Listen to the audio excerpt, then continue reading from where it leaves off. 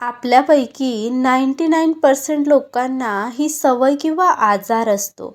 आज आपण ज्या आजाराबद्दल चर्चा करणार आहोत, तो आजार असा आहे जो तुम्हाला झाला तरी तुमच्या लक्षात येत नाही आणि जोपर्यंत तुमच्या लक्षात येईल की तुम्हाला हा आजार झाला आहे, तोपर्यंत तुमचा किमती वेळ वाया गेलेला असेल. आपण बोलणार आहोत ओव्हर थिंकिंग, अतिविचार करण्याच्या या मोठ्या आजाराबद्दल. हो, आजारच म्हणता येईल की तुम्ही 1 तासापासून पुस्तक घेऊन बसला आहात वाचण्यासाठी, पण एकही अक्षर न वाचता फक्त विचार करत आहात. इतका जास्त विचार करत आहात की कुठलेही काम होत नाही, कुठलेही निर्णय घ्यायचं होऊ शकत नाही. या अतिविचारापायी तुमचं कुठलंही काम होत नाही आहे. विचार करून करून तुम्ही तुमच्या बुद्धीला अपंग बनवून टाकता आणि डोक्यात आणि मनात फक्त हे विचार येतं की मी असं केलं असतं, मी तसं केलं असतं, हा असा बोलला नसता तर असं झालं नसतं, त्याने माझ्यासोबत असं करायला नको होतं, नाही नाही असं करायला नको होतं, तसं करायला नको होतं, नको नको ते विचार येतात आणि फक्त विचार आणि विचार येतात.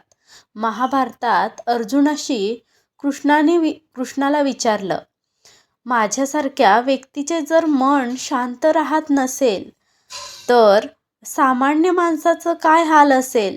आपल्या विचारांना कंट्रोलमध्ये ठेवणं, ताब्यात ठेवणं, त्यावर नियंत्रण मिळवणं खरंच अशक्य आहे. त्यावर श्रीकृष्ण म्हणतात, अगदी शक्य आहे.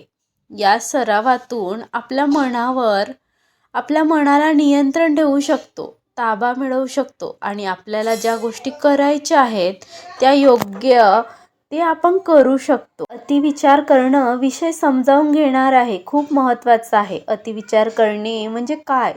तुम्ही विचार करत असता तेव्हा विचारांच्या प्रतिक्रियेला तुम्ही वर्तमानात सोडून त्या भूतकाळात तरी जाता किंवा भविष्यकाळात तरी करता. तुमच्या विचारांना तुम्ही तुमच्या वर्तमानाच्या काळात धरून ठेवता. याच एका गोष्टीवरून सिद्ध होते की तुमच्या विचारांवर ताबा आहे, कंट्रोल आहे आणि तुमच्या विचारांवर कंट्रोल असेल तर तुम्ही तुमच्या चालू असलेल्या कामावर लक्ष केंद्रित करू शकता. त्यावर तुमचं लक्ष केंद्रित होतं. जेव्हा जेव्हा तुम्ही भूतकाळाबद्दल विचार करतात तेव्हा तुमच्या मनात हेच विचार येतात, असं केलं असतं तर तसं झालं असतं, तसं केलं असतं तर आज असं झालं नसतं. झालेला भूतकाळ तुम्ही बदलू शकत नाही, पण भूतकाळात झालेल्या चुका तुम्ही नक्की सुधारू शकता. आज वर्तमानात काळात काय चांगलं करता येईल यावर लक्ष देऊ शकता. तुम्ही वर्तमान काळ चांगलं बनवू शकता. भूतकाळाचा उद्देशच असतो की तुम्हाला चांगलं काही शिकवायचं आहे, धडा शिकवून जातो. कुठल्या चुका करायच्या नाही हे भूतकाळ आपल्याला सदैव सांगत असतो. भूतकाळातून काय मिळालं, काय नाही मिळालं याबद्दल विचार करत बसू नका. तुम्हाला काय मिळालं नाही तरी शिकवण मात्र नक्की मिळाली आहे. ते शिकवण अंगीकारा आणि त्याच्यातून शिका काहीतरी. की तुमचं नुकसान जरी झालेलं असेल तरी त्यातून तुम्ही काहीतरी शिकलेले असता आणि जेव्हा तुम्हाला या गोष्टीची जाणीव होते की भूतकाळ हा दोष देण्यासाठी नाही तर काहीतरी शिकवण्यासाठी असतो, त्या वेळापासून तुम्हाला स्वतःला भूतकाळातून मोकळं करता. तुमचा उद्देश हाच असला पाहिजे की वर्तमानात काळात आपल्याला कसं जगता येईल आणि कसं आपल्याला वर्तमान काळ चांगला करता येईल.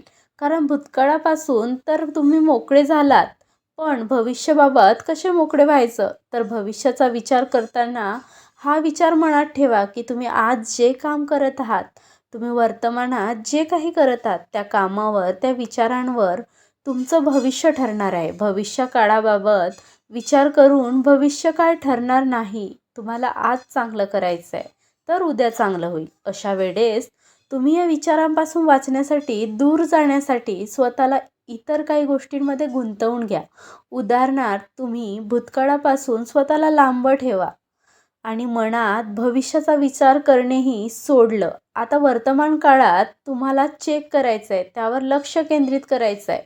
तर अशा वेळेस स्वतःला तुमच्या आवडत्या कामामध्ये गुंतवा.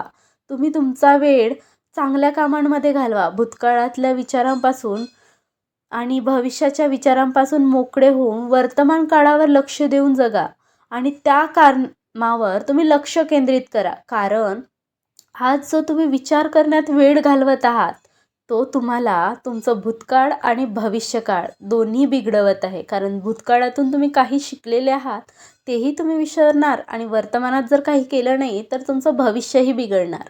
म्हणून अति विचार करणं थांबवा. फक्त तुम्हाला आवडेल ते काम करा आणि फक्त तुमचं लक्ष केंद्रित ठेवा एका गोष्टीवर.